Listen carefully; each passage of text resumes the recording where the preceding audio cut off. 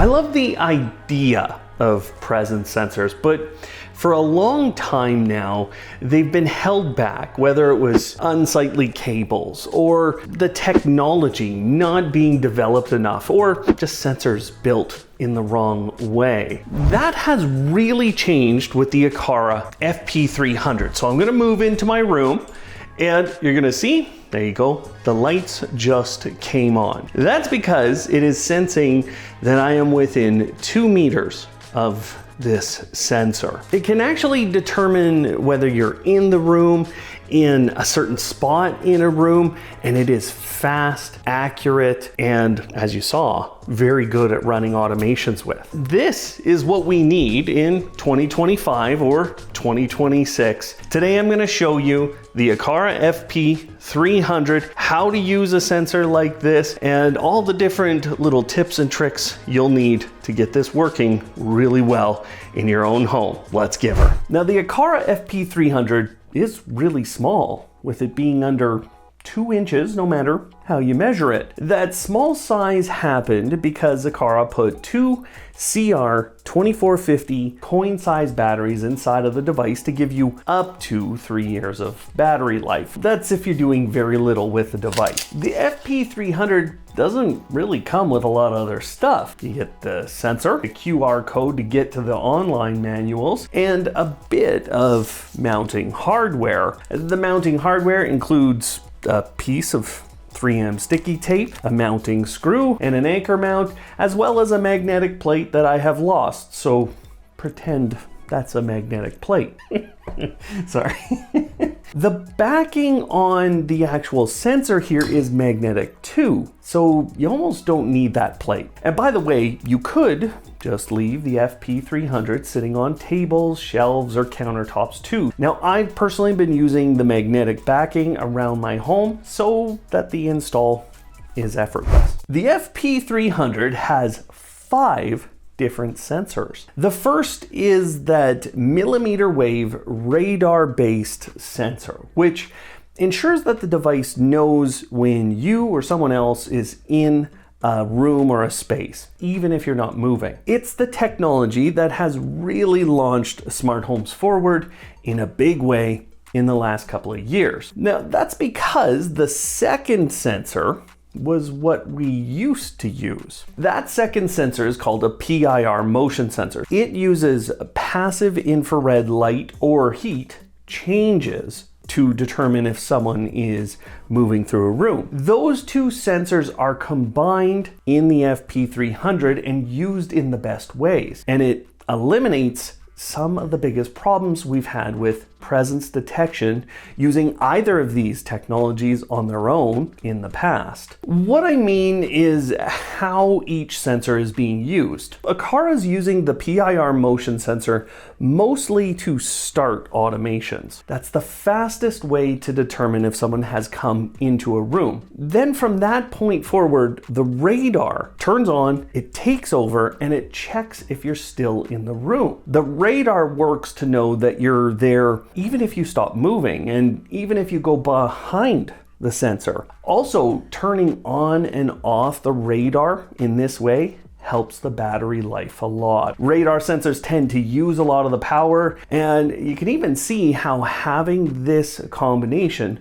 really helps with the battery life when you look into the settings in the app. The device also has a light sensor. That means you can couple any motion or presence detection with the amount of light in a room, making this a perfect sensor for lighting up a room or an area based on the current light levels. You can really customize your automations to keep consistent lighting. Additionally, this sensor can be combined with your thermostats because it has a temperature sensor and a humidity sensor. Again, those can be used as good conditions for turning on things like humidifiers, heaters, or air conditioners, or even fans. And maybe what is the most impressive component of all of this is that you can turn off the different sensors in order to conserve battery power. If you turn off the light sensor, you gain back 15% of your battery life. If you turn off the temp and humidity sensors, you gain another 15%. So it's not massive amounts for those sensors to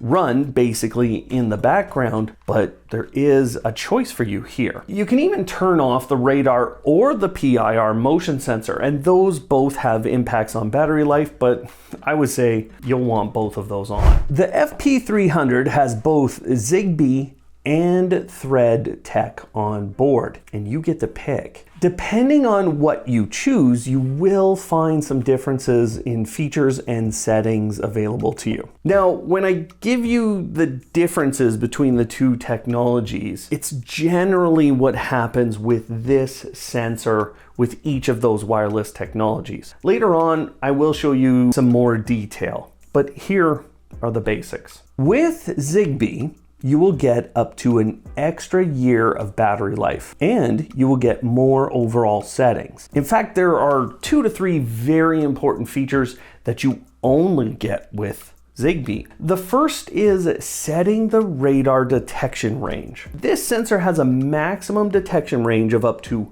6 meters away, and it has a detection angle of 120 degrees, but you can adjust the distance, even leaving gaps in between distances. This setting helps because as you shorten the maximum detection range, you also gain accuracy within the smaller area.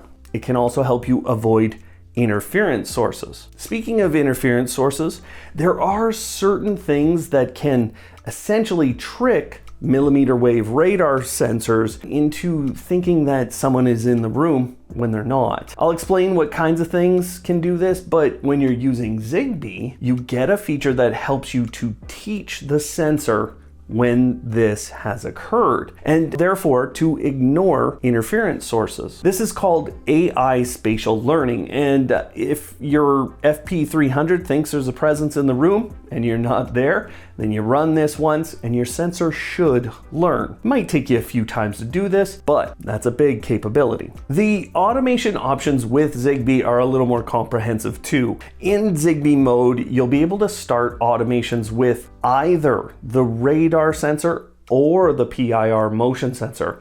With Thread, those end up combined into a single presence detection option. The one drawback to Zigbee is that you will need one of Aqara's hubs. Now the hub will then connect to platforms like Google, Amazon, Apple, and a few more. It initially feels like that is costing you extra money. The truth is that in order to connect Thread products into Aqara's app today, you're going to need one of their hubs anyways. That's at least the case for a Thread device of this type, okay? And that's based on testing I've done, but it could change in the future. With Zigbee, you have to connect to that Aqara hub first, and that brings it into the Aqara app. Then you can connect to lots of other apps. You have their basic connections to Amazon, Google, Apple HomeKit, SmartThings in some cases, or you have what's called a Matter Bridge feature. So even in Zigbee mode, you can use Matter as long as you have the right hub from Aqara. Now feel free to ask me which hubs can do this from Aqara in the comments below. With Thread, you could actually bypass the entire Aqara app. That's kind of a big benefit, but you won't find a lot of the settings that you will want. So I think it's still worth it with a sensor like this to have it connected into Aqara's app. And to me, because of all the current limitations of Thread, and because you get the better settings, and specifically because of that AI spatial learning feature, I think the best situation for this sensor is to use it with Zigbee and with an Aqara hub. Now I'm using the M3 today. It's been excellent for a long time. While the temperature range for the FP300 is a little better than you might expect for an indoor sensor, we're still not taking it outdoors. I do think locations like garages and other semi-heated areas are going to be just fine, so feel free to plan to use it that way. The mounting options are endless. With the magnetic feature, being my personal favorite. I think a lot of people will be happy placing this on a shelf or a desk or a table. Just make sure it doesn't roll around. I also think a lot of people will be really happy putting this in the corner of a room to kind of get it out of the way and to not see it very often. But the sensors on this do create some minor restrictions. Because the sensor has PIR motion detection, and because those sensors are known to be triggered by pets and animals, you could have automations running if you have those little critters in your home. To eliminate a lot of this, place it up higher. Point the sensor away from the floor or just straight out even. Usually placing a PIR motion sensor over 7 feet is recommended to stop a lot of these events you don't want to capture from happening. Depending on the size of the animal, you might be able to move the sensor up or down. Those things are fine to play with after you've done an initial test install location. The same discussion should be had with children. Smaller children will be harder to detect, and you might have to turn up sensitivity in order to capture that they are in a room. In general, this sensor has worked really well with my kid, but he's almost a teen. So not only is it scary to talk to him, but he's bigger than those tiny ones you might have in your home. PIR motion sensors also detect changes in infrared light or heat. So when you think about pointing this at a heat source within range of this sensor, you are potentially creating issues for the sensor to be accurate. Radar detection, it can be finicky at times, but most of the problems are based on moving objects or rotating objects. Air purifiers, fans, heaters, and even things like windows and plants can affect this kind of sensor when it's pointed at them. These are interference sources, and in some cases you will have to use that AI spatial learning feature when you're not in the room. Now, the best case scenario is just not to point the sensor directly at these things and or move those things out of the room. The FP300 is going to perform best when it's pointed at people. This is especially true in the case where they're going to be sitting or barely moving for extended periods of time. That's because the radar sensor can actually detect when you're breathing. That little movement and change in the room is being measured. Now, as I said earlier, it's best to limit the range as much as you can for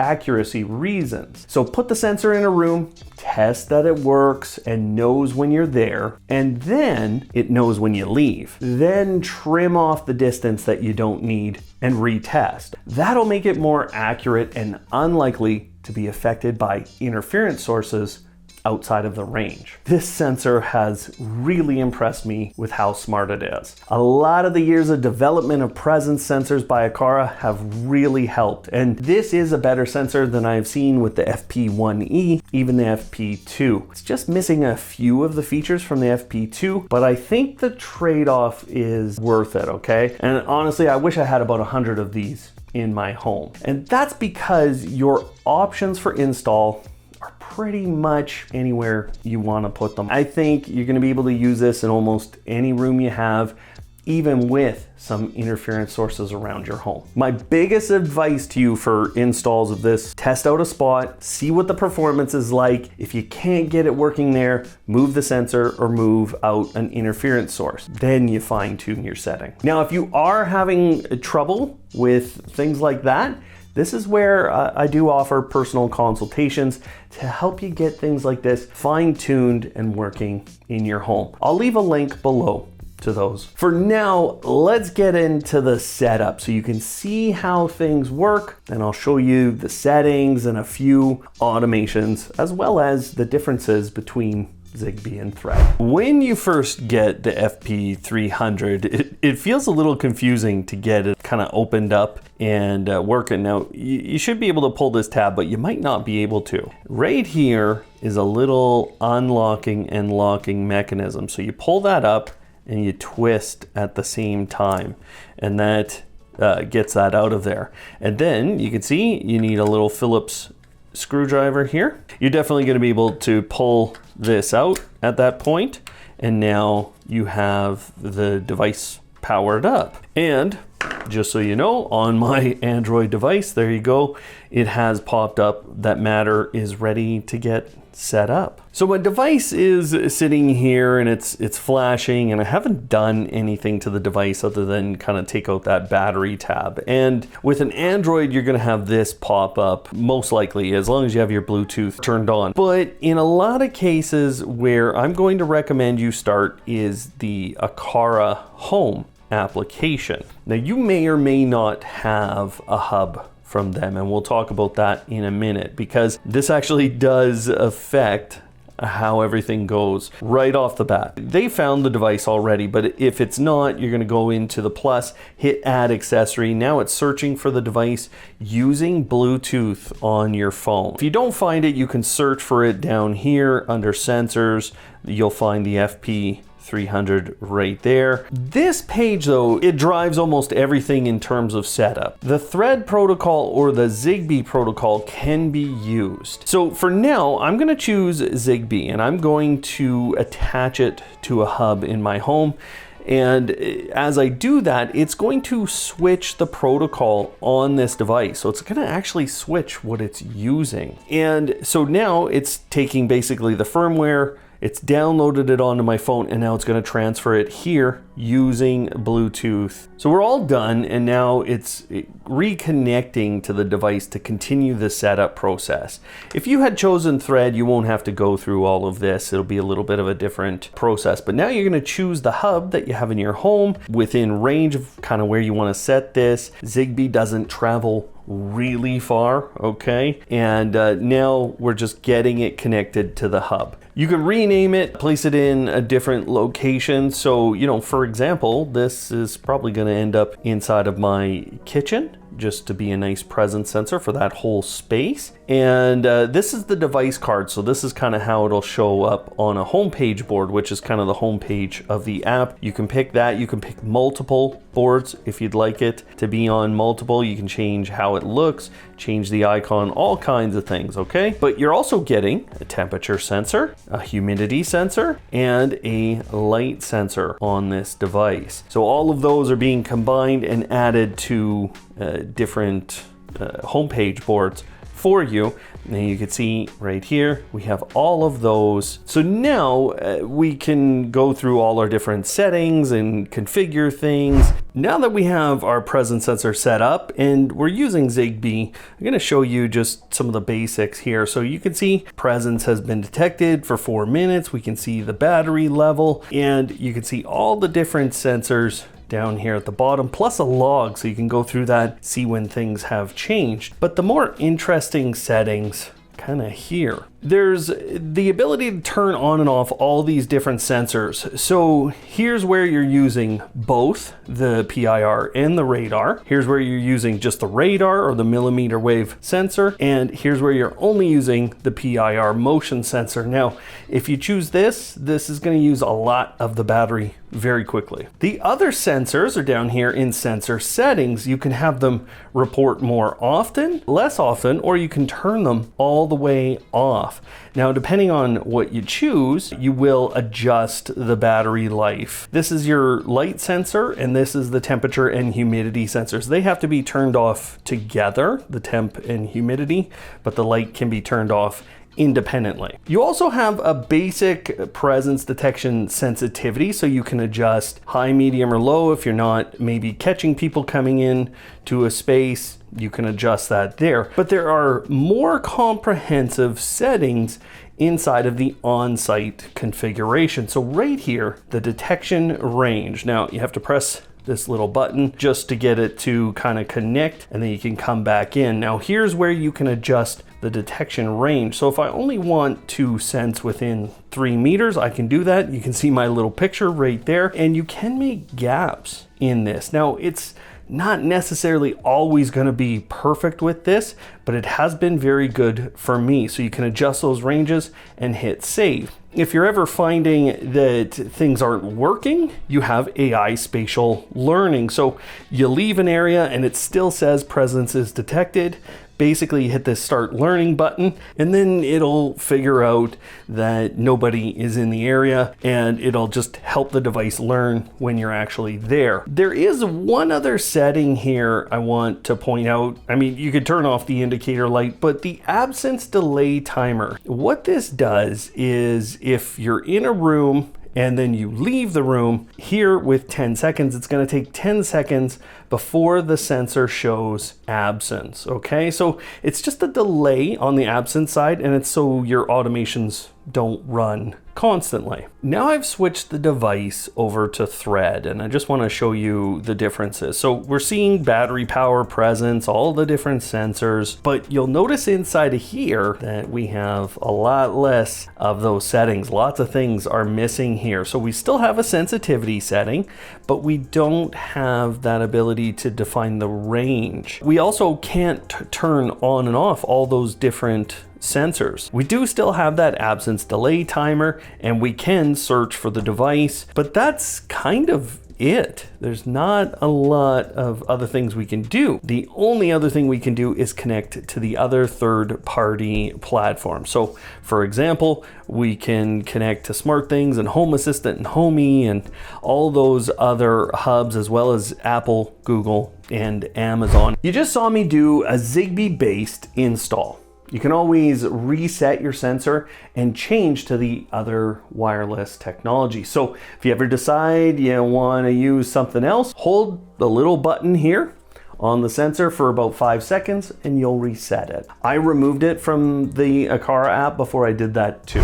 As I said earlier in today's video, one of the biggest differences between Thread and Zigbee with this sensor is in the automation options you have. So here's a comparison between the options with Zigbee and with Thread. These are the triggers that you can use, and actually the conditions are very similar. What you should be noticing is that the PIR motion sensor has its own set of 3 options when you're using Zigbee. You're also losing a few of the options with temperature, humidity, and the light levels when it comes to triggers. I don't think these ones are very important, but it's good for you to know. The one benefit that Thread seems to have today is that you can run automations based off the battery levels, but that's only going to happen every few years, right? What's really interesting is that I found very similar automation options in Homey and Home Assistant. Both of those apps showed the same differences too. So I was able to test this device with Apple HomeKit, and there, you know what, we saw just basic options for running automations based off the different sensors. For platforms like Google and Amazon, it's really based on what kind of sensors they allow to start automations. So there's only a few choices. So controlling your lights with this,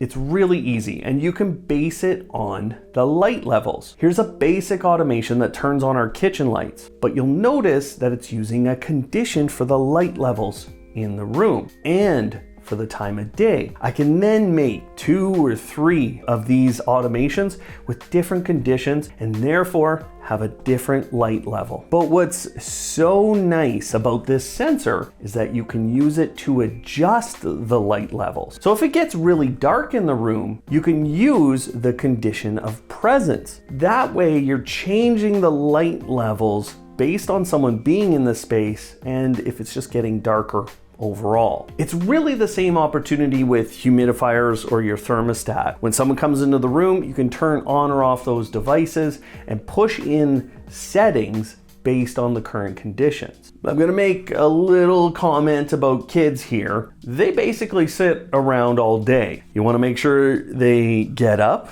Well, you can use this sensor to know if they're present in the space. Then if the PIR motion sensor hasn't detected any movement for a while, send them a notification to get up and move around. There are many more options. That range detection setting, it opens up some really neat options. So I want to show you the top of what this sensor can do and how powerful it can be. So I've put back in my zone from 0 to 2 meters, And then from 2 to 4 meters, I want that to be treated as absence. And then I have from 4 to 5 meters, I have as presence. As I move through the space, there will be a little icon that shows up. So right there, you can see I'm about 1 meter away. Here you can see my hand. And this is being treated as present. So the lights are on in the room right now. But I'm gonna step further back. And there they've gone out. I don't know if it's showing where exactly I am in the room, but that's a great demonstration for you. I'm gonna just step back now, and we're gonna look back at the lights. And it might not reflect it on this because this is more of a settings page, but now I'm within that, basically that 2 to 4 meter zone, and those lights have turned off. There you go. And it is reflecting it on this page. So this is the kind of configuration that you can do. And this is what I can do, right here when I'm cooking.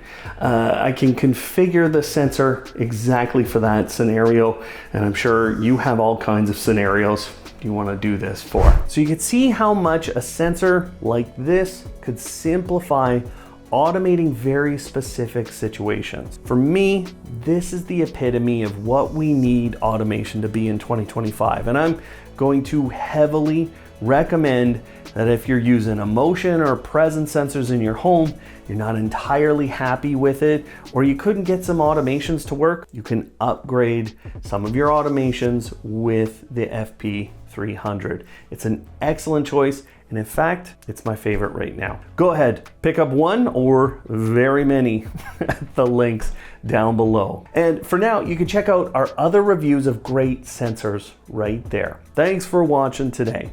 And of course, live smart.